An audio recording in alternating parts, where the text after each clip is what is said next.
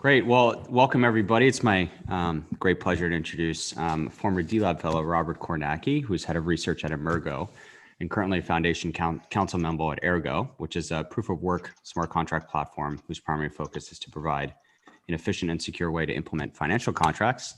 Rob, welcome. Thanks for having me. It's a pleasure to get to talk to you again after a while. I mean, yeah, it's been a year since I've been a D-Lab fellow, and glad to be here. Much has changed.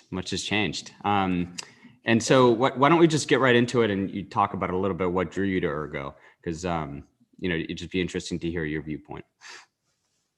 Right. So what was interesting to me about Ergo is that if anyone watching has looked at the smart contract and DeFi space over the past 2, 3, 4 years, there's been much more of a trend to get to the quote unquote higher level stuff. And so you could say like DeFi platform on top of DeFi platform on top of DeFi platform. But everyone's kind of sweeping under the rug the key essentials of blockchains that we're not really looking at and realizing that there's a lot of problems. And sure, lots of people are making millions and millions of dollars, but we're looking at Ethereum right now and it's not really sustainable, right? Like the size of Ethereum is, I think, 400 or 500 gigabytes, and it takes 4 months if you try to bootstrap from scratch to run a full node. And that's not really decentralized, right? Because you don't have the ability for anyone to just come onto the network, run a node, be able to join all this. Instead, you have this centralizing effect. And so with Ergo, what interested me is that a lot of the initial benefits, insights, and goals of Bitcoin are kind of reimagined or made possible and made real based off of newer tech, newer research that's come out in the past 5 years, say.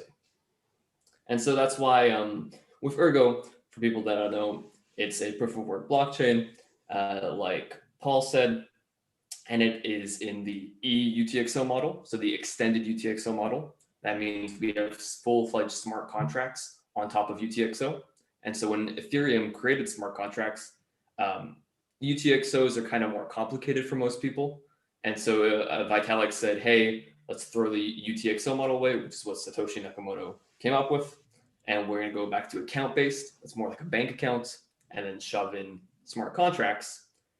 And that has some pluses, but also a lot of minuses. And we're starting to really see that these days with Ethereum and how it's not really able to scale too much in the smart contract level, and even concepts of like scaling with sharding for smart contracts hasn't really been figured out, because we have one smart contract lives on a single shard. And so then that's not really scaling your dApps, that's just shoving them in a small silo. And so before I talk on a tangent for an hour, suffice to say, Ergo tries to look at all these problems, stick with the fundamentals of Bitcoin that worked well, including proof of work. And the fact that we have proof of work provides us with some new tech like NepoPows, which maybe we can talk about later, and tries to optimize what Bitcoin did really well, but try to do them even better with new technology. I see. And so does Ergo currently, in the current state of Ergo, does it offer those features that I guess you had mentioned where, the block sizes, and because there's a lot of blockchains out there today, that purport to offer that similar features, it's better for financial contracts, things like that, but they're still either in development or still to be battle tested. So I guess my question would be, where's Ergo today in that regard? And how does it differ from, another blockchain out there, like a third generation blockchain, so to speak? Right. So that's, we can answer that in a multi-pronged approach. So like I was saying with NepoPows and Ethereum, so one issue that no one's really targeting in the blockchain space, or very, very, very few projects, and Ergo is in the forefront of this, is not scalability of transactions, but scalability of the blockchain storage itself, so that it can actually stay decentralized.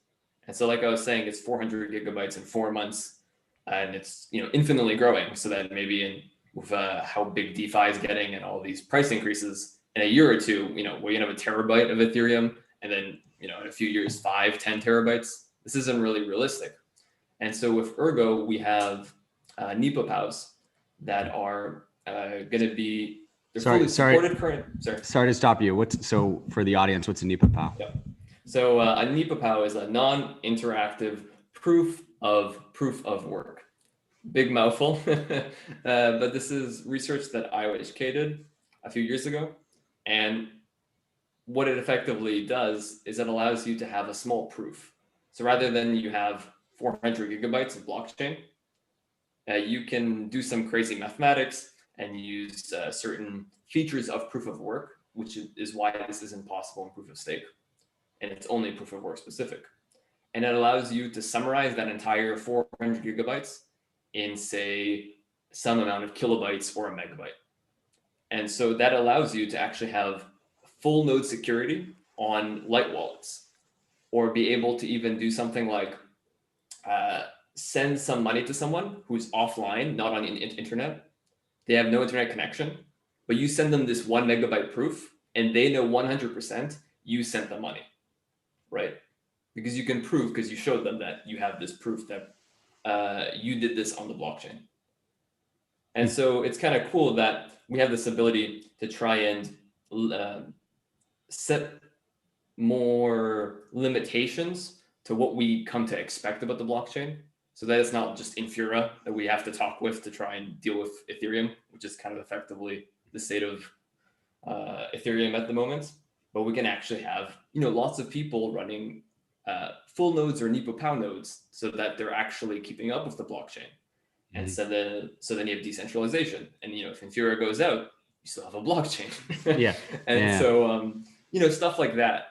And also one other problem, for example, with storage, is that most blockchains, when you do anything in a smart contract, you pay a transaction fee once, and that data can be stuck there forever, right? And so this isn't very scalable either, because you have an infinitely growing state space, or your current state. Like, what are all the smart contracts? What are all the data?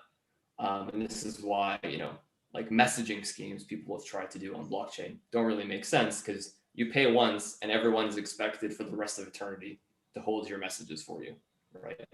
Mm-hmm. And so this in Ergo, we have storage rent. And so when you pay a transaction fee, you pay for your UTXO to exist for 4 years. And so this is a solution that you actually pay the miners to hold your data. And so you have an actual economy for this state of the blockchain. And so this is something that actually provides you with an economic model that's sustainable.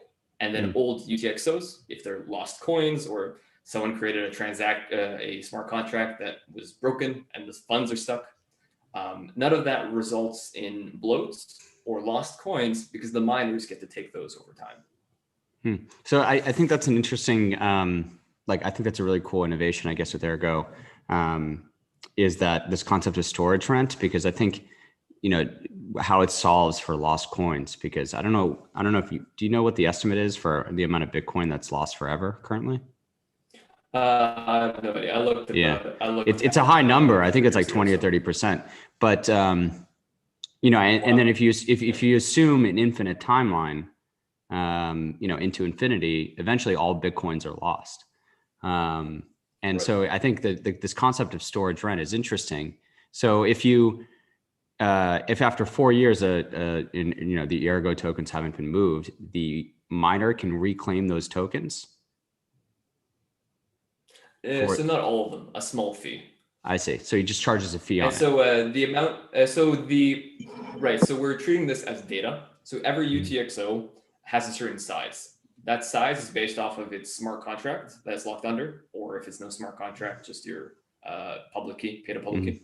And then the data that you have in there. And so let's say, you take one of Shakespeare's books and put it in a UTXO, the fee to refresh that 4-year period is going to be a lot higher than if it's just an empty, no data attached to a UTXO, and I just sent you $10. Mm-hmm. And I guess, could you get around the storage rent by just moving, the Ergo tokens from, let's say I had 2 wallet addresses personally, from one wallet? Okay, yep. Got it. Yeah, no, is there any other thing, right? It's a substitute for a transaction fee, right? Because when you're sending to yourself, you're destroying the old UTXO and creating a new one. Mhm. So in essence, you're paying the miner already for that 4 years. And so whether the miner takes the fee for you automatically or you do it yourself, in the end, you're paying the miner. So that's kind of Mhm. the goal. And how is Ergo, like, to your knowledge, the only blockchain with a solution towards this sort of innovative solution towards lost coins, or have you seen other blockchains or another blockchain implement a similar type solution? Specifically for lost coins, I do not believe so. I know there was another blockchain, I forget off the top of my head, but they do kind of an opposite. So instead of paying for data over time, like with storage rent, instead they have a maximum amount of data, and every token they have maps onto whatever 1 kilobyte of data. Mhm. So if you have a large amount of data in your transaction, you pay more. But I haven't seen any other blockchains. But I do know Ethereum has some improvement proposals where they're talking about this stuff. But Mhm. there's a lot of Ethereum improvement proposals, and most of them don't get implemented. And so it's something that has been talked about for a while because it's not Mhm. intuitively a very complicated concept, right? But just the implementation has never been done before, and we've already had it running for a year and a half. So in 2.5 years, we'll have the first storage rents Mhm. trigger. Being charged, and Ergo has a fixed supply, right? And so, how Yes. much of the current Ergo supply has been mined? So off the top of my head, I'm not exactly sure right now, but effectively the release schedule is 8 years long for the full emission, which is Mhm. quite aggressive. And so how the emission works is that the first 2 years you have a full 75 ergs being released, um, and then past that, every 3 months you have a decrease of I believe 2.5 ergs per quarter. And so in that way, you keep decreasing and decreasing and decreasing. And the idea here is that the emission schedule is really aggressive because we have storage rent. And so we don't have to have this very long tail emission because once you already have all the coins out there, people using them, well, then they're going to be, in the States, storage rent can be charged on them. And so you have this cyclical economy where lost coins get back into the economy. People who have broken dApps, those coins get back into the economy. And so then the idea is you have this, cyclical feature to the blockchain. Mhm. I see. Yeah, that's. I think I thought that was when I was reading up on Ergo. I thought that was just a really innovative aspect to it. Is there any other blockchain using NuPapas? Or So who created, like, when did the concept of NuPapas come up? so Nepo Pause, I think, is 4 years old. The paper itself. Hmm. Don't quote me on that, but in that time range.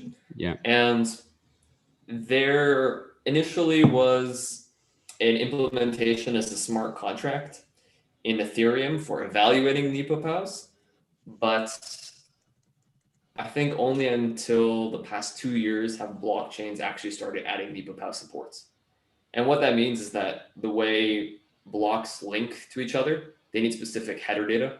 And I won't get Hmm. into pedantics, but you have to you have to do a hard fork for most blockchains if you want to support NepoPows for your blockchain. And it's only from that moment that you have NepoPows.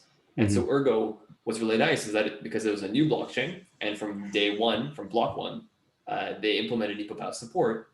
And so now we can actually do NepoPows about the entire state, the entire history. So Hmm. not like in Ethereum where you still have, the first however many years, it's been 6 years, where you can't do NepoPows. With Ergo from day one, we have NepoPows, which is a lot better. Hmm. Can you I expand know, a I think, little? sorry, I Sorry. was just going to mention, I think Litecoin and Zcash are looking into NepoPows or are starting to implement them, if I recall off the top of my head. Can you elaborate a little bit more on sort of the consensus? I forgot the name already. It was actually hard to pronounce, but Yeah, Auto Lycos, yeah, Russians exactly. and Oh, choosing it's names. I Russian. I couldn't decide mean, if it was ancient Greek or anyway, so it's Russian. Anyway, um, can you expand a little bit about what makes the consensus mechanism at Ergo unique? right. So what's kind of interesting is that there was a experiment that's never been done before on any blockchain, where mining typically requires you to, find a specific number based off of whatever the algorithm at hand requires you to do. And so we have the issue of pools tend to be kind of centralized, right? And so with Ergo, with Autolykos, they came up with the idea of having non-outsourceable proof of work. What that means is that you can't give uh, a shard of your work to someone else, or a share of your work, which is typically done in mining pools.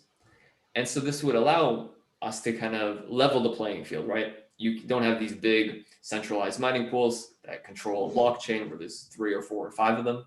Mm-hmm. When you say, going back to your comment on sharing work, like what occurs in a mining pool, it's like when everyone, can you elaborate what you mean by, just for the audience, what do you mean by sharing work?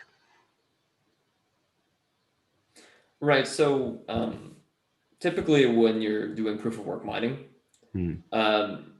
you have a mining pool, and depending on how exactly, there's some variance in how this is done, but on a high level, every single person part of the pool is given a share, a part of the numbers. Like, let's say we're searching between 1 and 1,000. I give you, Paul, 1 to 10.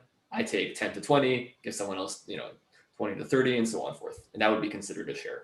And maybe the answer is in number 55. And so that person who finds number 55 would then share the answer, and then that gets accepted by the pool. And that's at a very high level how mining pools work. Yeah.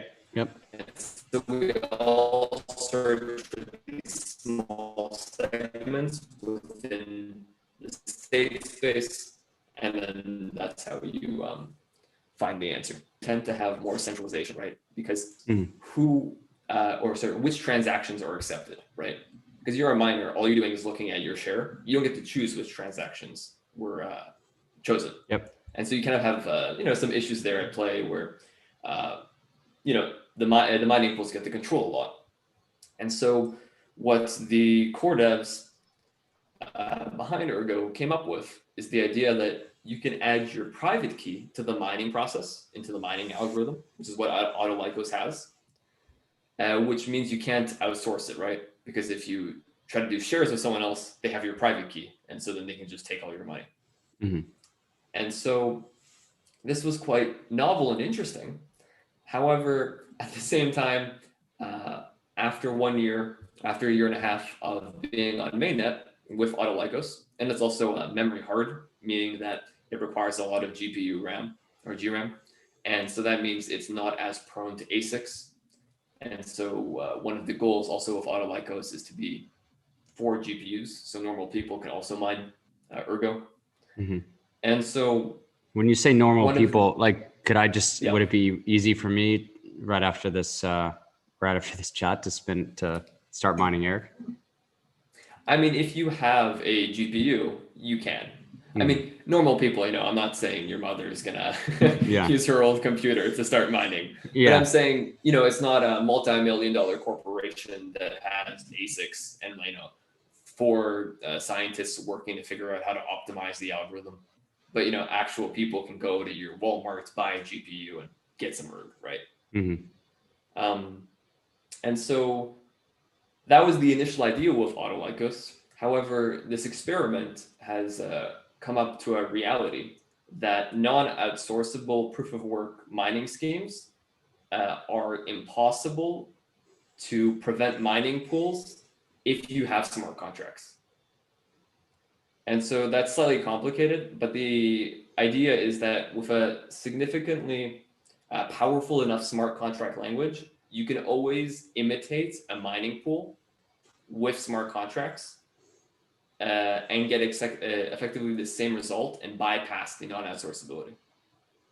And so then the problem there is, when the core devs were thinking of this, you never think like 4 years ahead what this gigantic piece of the puzzle works with this piece.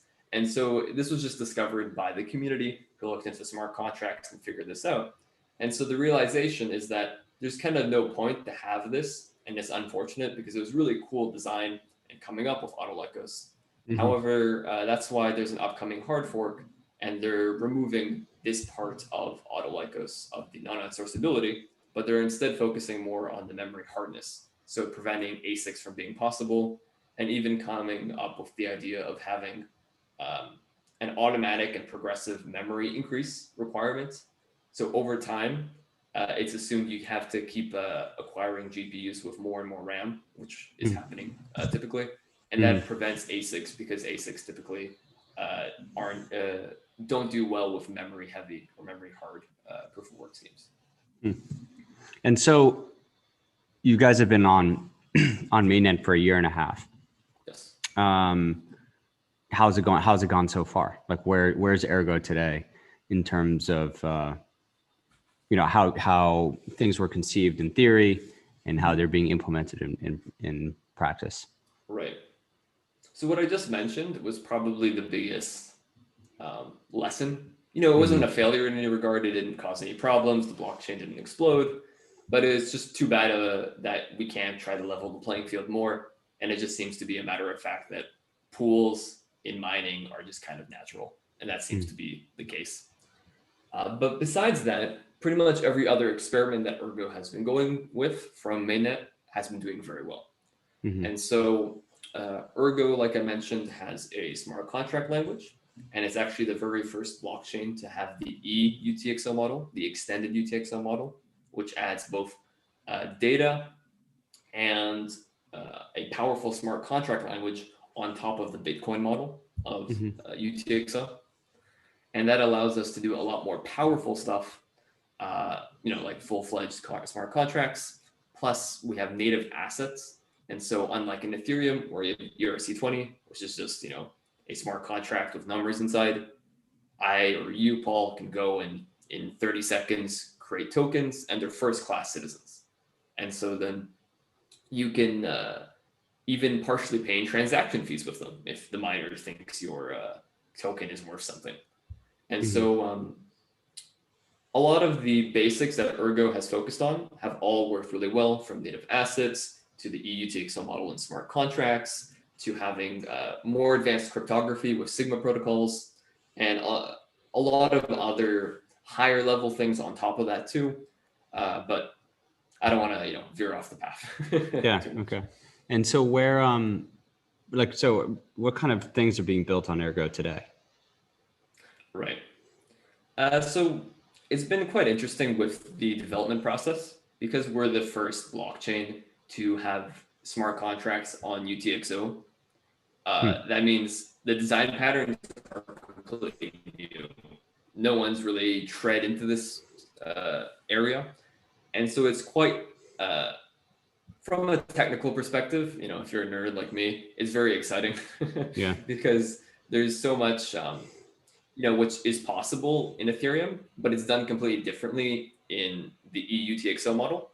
And then there's different pluses and different minuses. And so before I get too much on the side, into the nitty gritty, in terms of like practical things, we already have a bunch of dApps, including an auction house. So your native assets that you had, you can use them potentially for transaction fees. You can sell them to people. We already have image-based NFTs. So, lots of people like to make art, sell them. And so we have image NFTs, which are sellable via the auction house, and that's all decentralized. We have a crowdfunding app that's currently more at a developer level, but we're building UI for that soon. There's some code for a DEX that's up and coming in terms of dApps we currently have. We also have a mixer, which allows you to do mixing for both your tokens and ERG. We have quite a few things up and coming, especially, which I'm sure we'll get to a little bit later with the Ergo Summit. We're going to announce a couple things. But also, we have what you would call a treasury system. It's called the Zero Knowledge Treasury. So it's effectively a mini DAO which controls some amount of funds. And thanks to the interesting cryptography of Ergo called Sigma protocols, which is kind of similar to Schnorr signatures that you may have heard from Bitcoin. And with the Zero Knowledge Treasury, this allows you to have a treasury on-chain and have the individual members of the treasury be able to vote, but no one can tell who voted. And so you actually have privacy in voting, even though it's on chain and public. Hmm. And what so we have about a bunch like of dApps like this. So good. sorry, no, I didn't. Well, I mean, I guess my question is like, what about sort of developer tools and things like that? Mm-hmm. Yeah, so a big focus has been on getting the basic design patterns for dApps and smart contracts to figure those out, and then applying them into real world use cases. And so we have these primitives. And another thing I didn't mention in terms of a use case, we have oracles in the form of oracle pools. And that's not really user facing, right? It's behind dApps. But in terms of developer tooling, this is something we've really improved on in the past, I'd say 4 months or so, where previously all tooling was written in Scala, which is the base language of Ergo. And we started to move a lot more towards also supporting Rust, and then from Rust to compile WASM, so JavaScript, and then you can compile to mobile and compile to effectively every platform. And that has been a nice boon for us because now we're starting to move into having web dApp support, and in the near future, we'll likely also have mobile dApps. And we've also built something that we've called the Ergo Headless dApp framework, and the concept of headless dApps, which are something we think are going to be really interesting for the dApp ecosystem as a whole. And in short, a headless dApp is the idea that you want to separate the front end of your dApp from the smart contract and the off-chain code. And so the current state of affairs for most Ethereum dApps, say, they have a single website. You have to go to that website, and if that website goes down, it's a dApp, a decentralized app, but you can't actually interact with the dApp, right? No one's going to go and call the different functions by themselves. And so then there's an insight there where, what if we create headless dApps, so dApps with no front end, just the dApp itself, all the logic, and we write it in, say, Rust, allow it to be compiled to mobile, web, desktop, and then have front-end developers who don't understand the complexities of smart contracts and everything, be able to build on top of that, and then have a business model where you're paying them 0.25% of every single transaction that gets created using their front end. And so in such a way, you have a decentralizing effect where you can have an economy of different front-end implementers implement on top of your smart contract, the off-chain code, so your core dApp. And then because they're all being paid, if their front end is good, you kind of have this marketplace of competing front ends. And we think this is a really cool approach for the future, where we're not just going to have one person creates everything from start to finish, but we decentralize the front ends and allow people to have competing front ends on mobile, desktop, multiple websites, and they all actually can be monetized naturally without having to do crowdfunding or any other of these options. And what about like the plan, or I don't know what you would call it, but most of the action today in terms of both developers and users is on like Ethereum. And so what's the strategy there to get those individuals that are building on Ethereum, or users that are playing around with applications on Ethereum, to move to Ergo? Right. So I think most people, like today or in the past week, who are using Ethereum aren't very happy about using Ethereum, besides holding Ethereum because the price went up so much. Because when you're paying gas fees of $8, $20 for something, $60, $100 for basic dApps, it's very excessive, right? And so I think one natural part of that is I think developers want to leave. And actually, I'm in contact with a few projects, and I know people who they want an alternative. They're asking for an alternative because no one wants to keep building on top of Ethereum. And with the ETH2 stuff, there's a lot of stuff going on there too. And it's just not a steady place where everyone's happy. And so that's something that we can capitalize on. And I think it's something that should be a good focus, especially that related to this somewhat too, in regards to say mining, because ETH is moving to proof of stake, Ergo benefits in this regard as well, as there's going to be a lot of miners available. And so likely with Ethereum having all these scaling issues and also going to proof of stake, there is a really good opportunity for us in Ergo to take their miners, potentially to get some projects on our side. And having this new model, the EU model, we have a much better direction for long-term scalability of dApps, with the ability to do parallelization of dApps potentially because of the EU TXL model, which isn't possible in the account-based model, or at least no one has come up with any way to do it yet. And so, we're still in very early days, so it's not like Ergo's the best thing, we have everything finished, come and we'll, we're in nirvana. But nonetheless, we have a lot of really good fundamentals and we're building a lot of awesome stuff. And so I think both for just nascent dApp developers, this is, a burgeoning ecosystem with a lot of new tech that there's a lot of excitement behind. And so in that case, I think it's a really great place to jump into. And if anyone's interested, we at the Ergo Foundation are more than willing to give out grants for any interesting projects. If you're willing to write tutorials, do a small guide, a video guide for how to set something up. We're really excited to, help get the community, helping each other, so to speak. And so what we're really focusing on is looking at the problems of other ecosystems, trying to address those issues so we can bring in developers and the actual dApps themselves that want something better, but also targeting users and dApp developers by trying to provide them with what they want. And so just quickly on the grants, how big are the grants? What's like the max and median, I guess, that people can expect when they apply for a grant? So minimum, we could go all the way to $15 if you want to write a simple article or something. Yeah. But, for most people, that's not really that interesting. So we're probably willing to do hundreds to maybe up to 10,000, depending on the project scale, right? In US dollar, right? Or in ERG? Yes, yeah. Yeah, I mean, it's quite volatile these days. I'm not going to numbers that change 20% in 15 hours potentially.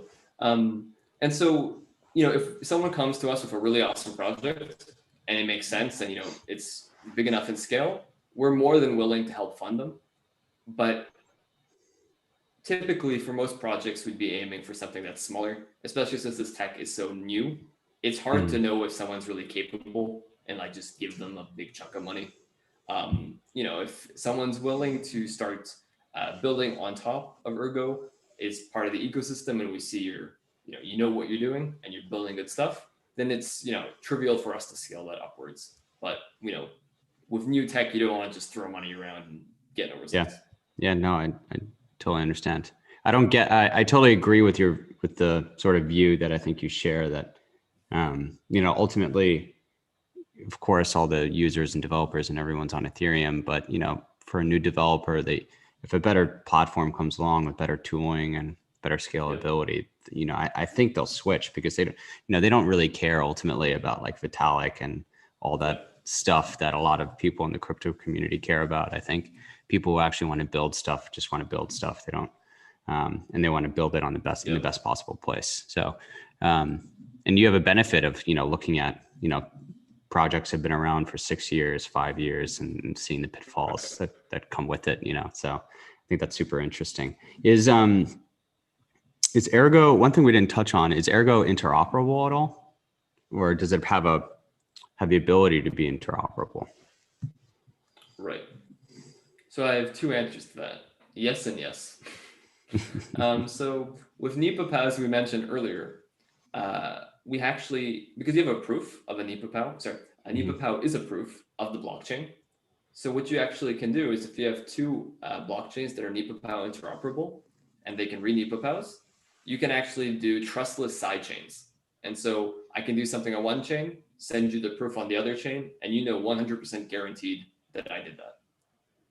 The problem with that is NEPA POWs aren't that popular, and it's quite complex technology. And so we're not really there yet.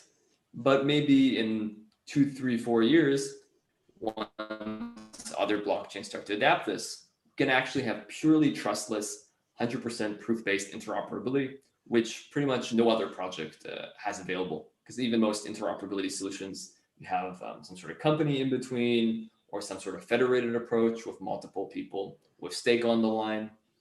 And so in that regard, in the farther future, we have a proof-based approach that looks quite promising. In the shorter term, we're already partnering with Gravity Protocol. I'm not sure if you've heard of it before. I have. I don't know much about it, but I have heard of them. Right. So they are a interoperability protocol that doesn't go the proof-based way, which is much more complex and not as easy to integrate with multiple blockchains. But instead, it has a federated approach where you have a bunch of actors who all read the state of one blockchain. They have a bunch of game theoretic incentives, some reputation at stake, and effectively, when something happens on one blockchain, say you want to move one token from Ergo to, say, Solana, because both of these projects are part of Gravity currently, for example, you can burn your token or lock up your token in one blockchain, and then you mint a token that's a wrapped version of that token. And so we are currently in the process where we have the smart contracts already written for Gravity implementation. And so we're going through with looking at the software side and getting full integration. But it looks like most likely by mid-year to end of year, 100% end of year, depending on when Gravity fully launches. That's more on their end than our end.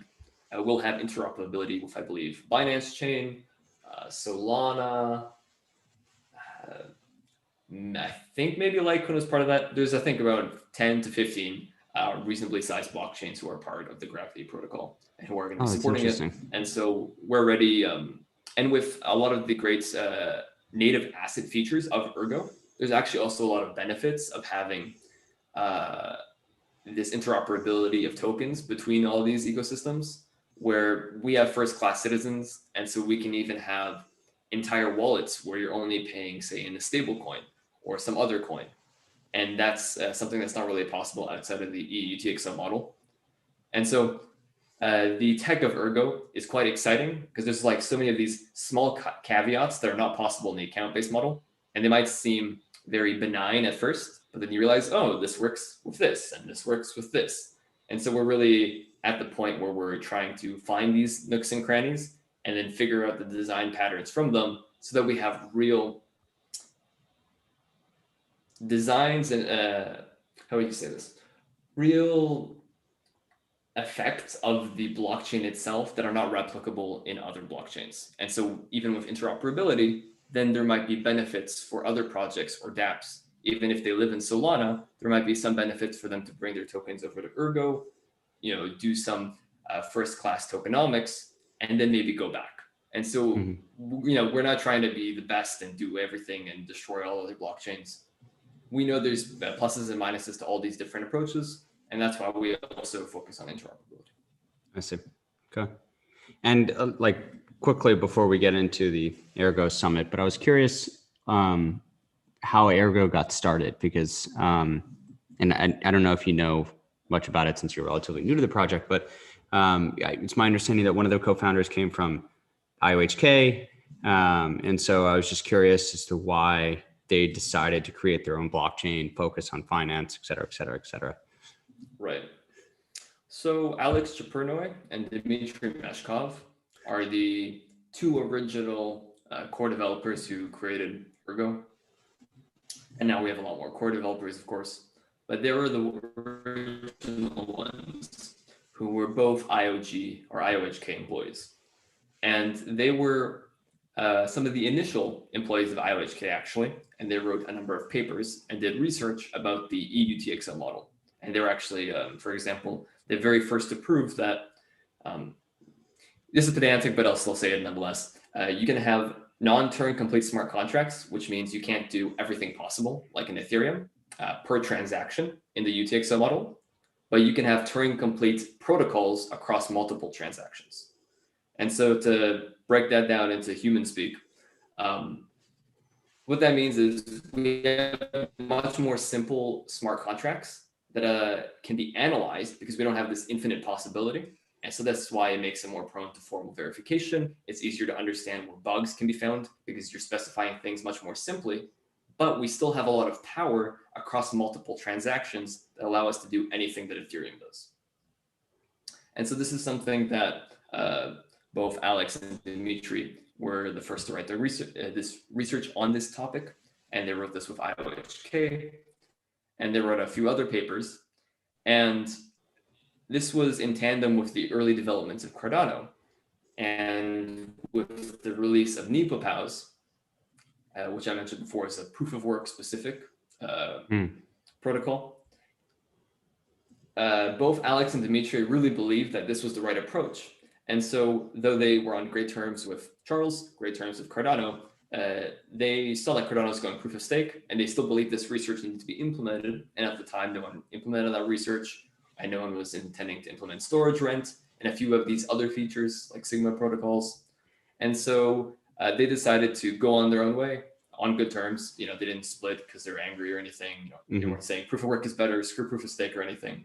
But instead, they were happy that they got to do really good research. They went their own way, created Ergo, and then since then, it's been, I think that was 2017, and the mainnet launch was July 2019.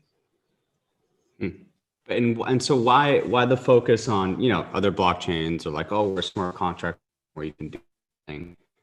Why? And I guess from my reading Ergo, they have a focus on finance, and that's just because finance appears to be the first law sort of case for blockchain technology. At least that's what it's appeared to be. But I'm just curious if there's anything else, because it's just the messaging is all around for financial primitives and financial applications. So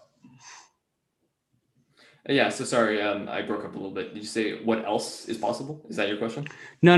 Like why the focus on finance? Like what why did they decide for the messaging to be on finance? Yeah, so I think this goes to the fact that almost all of the core devs of Ergo have been in this blockchain game for a very long time. Most of them from 2010, 2011, 2012. Alex Chaperno was actually one of the core devs of NXT, if anyone remembers that. It originally was the top 3 cryptocurrency back in 2014, I believe. And they've seen a lot of blockchains and a lot of promises. And so when I've talked to them about, why do they choose to design the protocol like this? Why do they make this decision, that decision? Why are they focused on the financial aspect? It's because they really do believe that blockchain technology has a purpose, and it has a purpose where it can actually help everyday people and not just, build multi-billion-dollar DeFi apps where, there's a lot of risk at hand. You don't know even who created the DeFi app. It's just anonymous, and then oops, there's a hack, and then the kind of chaos of Ethereum that keeps running in circles because there's a lot of money to be had. They don't really believe that's the right approach. They instead believe that we need to build these financial primitives, as you mentioned, that can actually help people who say don't have access to banks, or say, for example, one piece of research that was Alex did before working on Ergo was for local exchange trading systems. They're called LETs.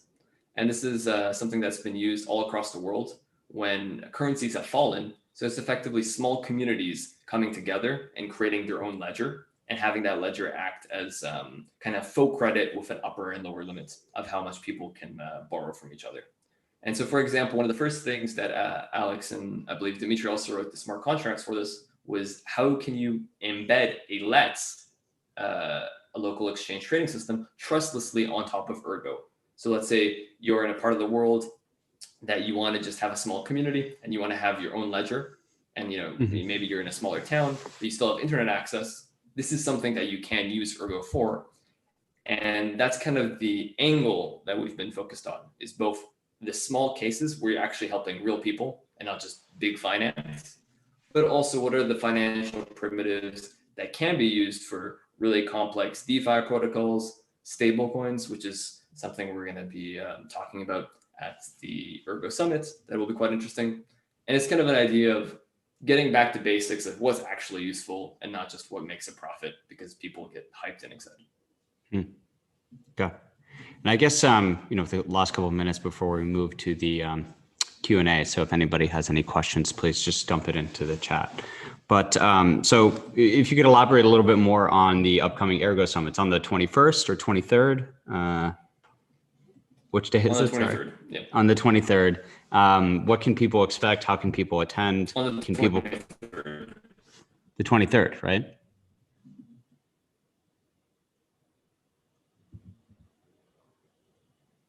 So it might be lagging a bit. Yep. Yeah.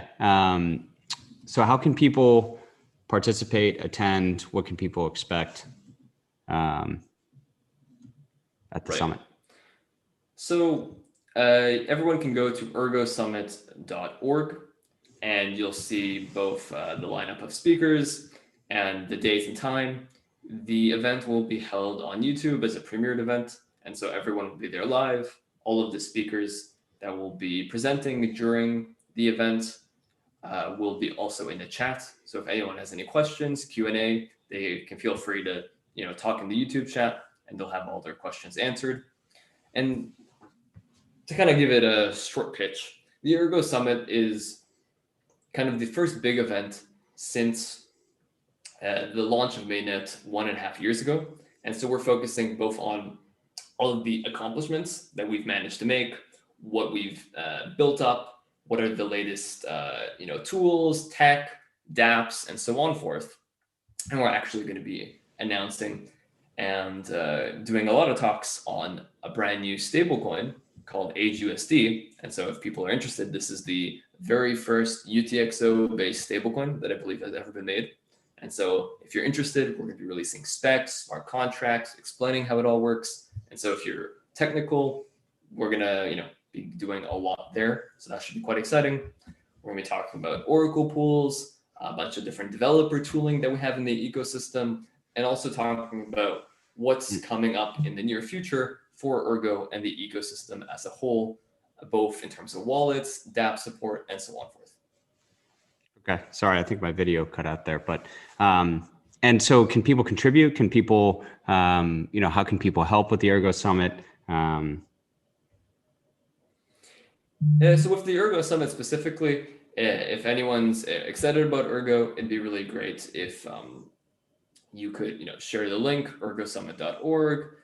On the website, there's a Telegram channel. Feel free to come join Telegram, talk with us.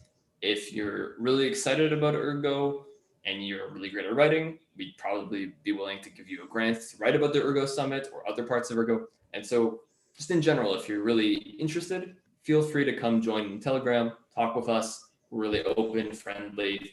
And if you're a developer, we'd be really happy to also have you as well. Great.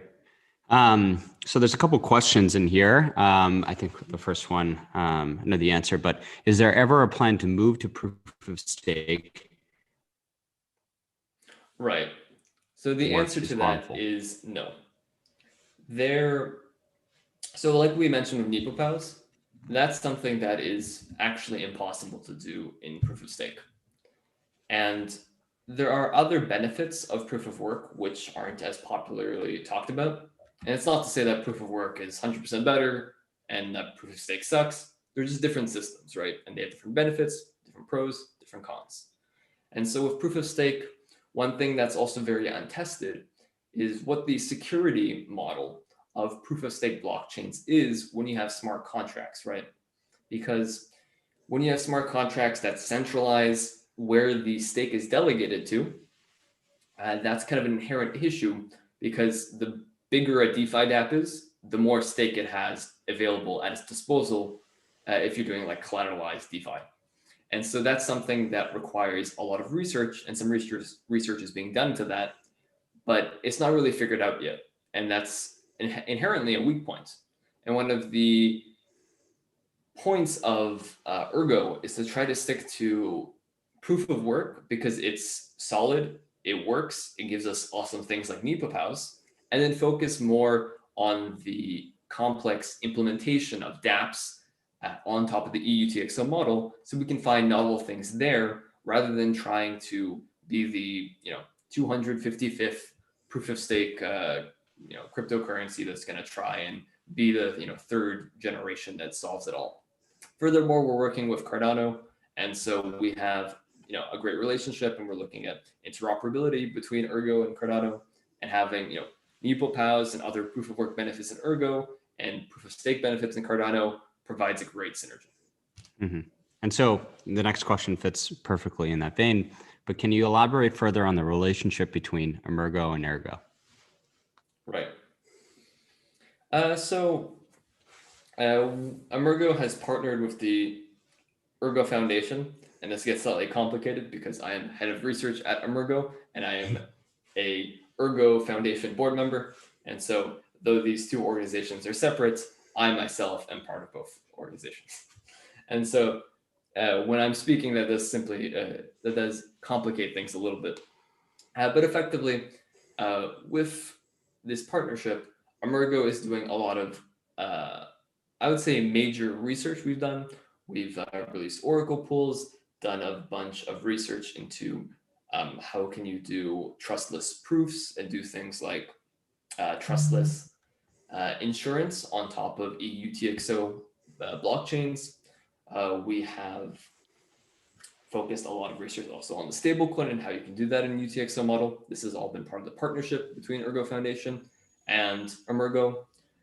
Furthermore, Emurgo has also added ERG support to Yoroi, and in the coming future, we're going to have native asset support. So all native assets on Ergo will be usable in Yoroi, and full-fledged web dApp support, similar to MetaMask, like most people are used to. And so effectively, Emurgo is providing a lot of research and practical tools and developer tooling to the ecosystem as a part of the partnership, and also looking at how to utilize the best of both Ergo and the best of Cardano. So as we move forward into Goguen and Cardano and have a lot of these more complex features and smart contracts, we can start to see, okay, in a year, in 2, in 3, and 4, how do we take the best of both worlds and make them interop and do really well together? Great. Well, I guess the last question I had is, and I always end these events like this, but how can we be helpful to you, to Ergo, to Emurgo, just as a community moving forward? Right. Yeah, so I think what would be best is just if you can try out the tech yourself. I'm not going to tell you to pitch for us if you don't know what you're pitching, or if you've never tried out the tech, well, then you don't actually care about it, right? So I would implore everyone watching to, go, if you can acquire some ERG, or you just join the community. We have a very generous community on Telegram. We're more than willing to tip you an ERG 2, 3, 4, 5. And so if you want to get started, jump into the ERG ecosystem, try out some dApps. I'd recommend downloading Yoroi, the Emurgo wallet, which has a high quality first-class ERG support, and then either getting some ERGs or taking part in the community, trying to see if you can acquire some ERGs, and then playing around with some dApps. Maybe if you're an artist, you can create a art NFT, sell it on the auction house, maybe earn a little income. If you're curious about what's available in the ecosystem, we have Sigmaverse.io, which is kind of a search engine for dApps in the ecosystem. And so if anyone's interested in helping us out, just feel free to come join the community, try things out. And then if you like it, try to share with others, maybe take part in the community more, maybe develop something. We're really in the growing and expanding phase. And so right now what we need is just more people trying stuff out. And if they like it, sharing it with others. Great. Well, we'll keep. I did, not as a user of ERG, but I do have some ERG tokens. I was very excited when Yoroi came out because my ERG was just sitting on Hotbit, and I have no idea what Hotbit does. So that was a very welcome addition to the Ergo community and tooling. So anyway, but Rob, it's been a real pleasure speaking today. Thanks for coming on. Great to catch up as always. and really looking forward to the Ergo Summit.